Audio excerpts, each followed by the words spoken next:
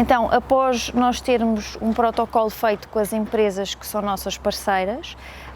a direção técnica intervém no sentido de ir conhecer o contexto de trabalho, ir conhecer as empresas, dar a conhecer um bocadinho o que são as perturbações do espectro do autismo e o que é a nossa intervenção. E depois, em reunião de direção técnica,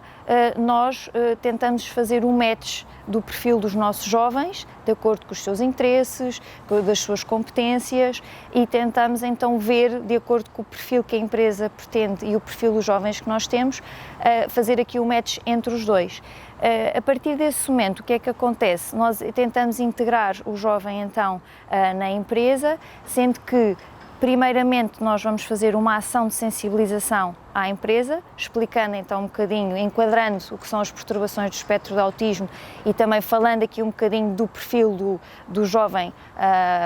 de forma mais particular, e esse momento é de facto muito importante, porque as equipas às vezes ficam um bocadinho assustadas com a ideia de aceitarem uma pessoa que possa ter características um bocadinho diferentes e não sabem como hão de reagir. Portanto, esse momento da ação de sensibilização, de facto, é um momento extremamente importante. E depois desse momento da ação de sensibilização, então a pessoa que acompanha o jovem acompanha-o à empresa, por norma acompanha uma vez por semana numa fase mais inicial, se for necessário até mais do que uma vez por semana. E o que é que a pessoa faz nesse trabalho semanal? Vai então ao contexto de trabalho, articula com o responsável da pessoa na empresa, no sentido de perceber em termos das rotinas, em termos das tarefas, em termos da interação do jovem com os colegas, portanto, como é que está o desempenho dele, e observa em contexto o trabalho do próprio jovem adulto.